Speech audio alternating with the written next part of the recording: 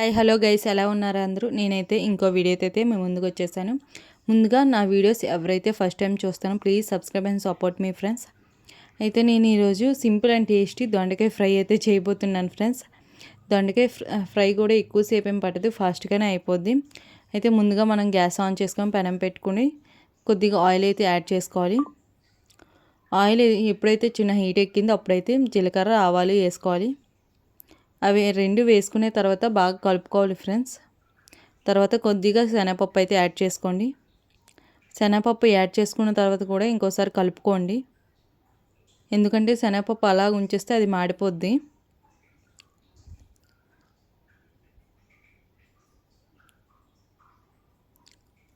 అవి అయితే ఎప్పుడైతే ఎగాయి అనుకుంటారో కరివేపాకు పచ్చిమిర్చి అయితే యాడ్ చేసుకోండి ఫ్రెండ్స్.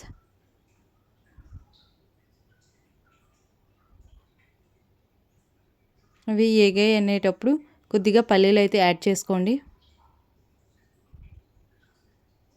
పల్లీలు కూడా వాటితో పాటు బాగా వేయించండి ఫ్రెండ్స్.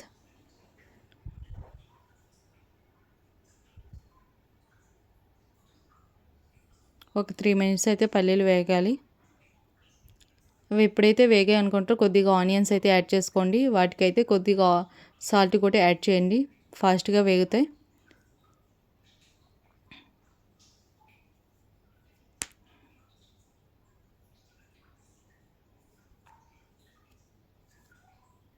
ఎప్పుడైతే ఆనియన్స్ వేగాయి అనుకుంటారో అప్పుడైతే దొండకాయలు అయితే యాడ్ చేసుకోండి, మనం ముందుగా కోసుకొని ఉంచుకున్న దొండకాయలు. అయితే దొండకాయలు అనేవి స్ట్రైట్గా సన్నంగా కోసుకోవాలి, అప్పుడే ఫాస్ట్గా మనకి వేగుతాయి ఫ్రెండ్స్.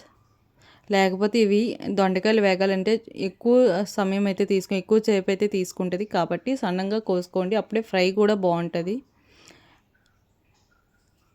వేసుకొని కలుపుకున్న తర్వాత మూత పెట్టుకోండి. మూత పెట్టుకొని 10 మినిట్స్ తర్వాత తీసి చూడండి. అప్పుడైతే పసుపు, కారం, జీలకర్ర, ధనియాల పొడి యాడ్ చేసుకొని బాగా కలుపుకోండి. యాడ్ చేసుకున్న తర్వాత that is ready. This is దొండకాయ ఫ్రై.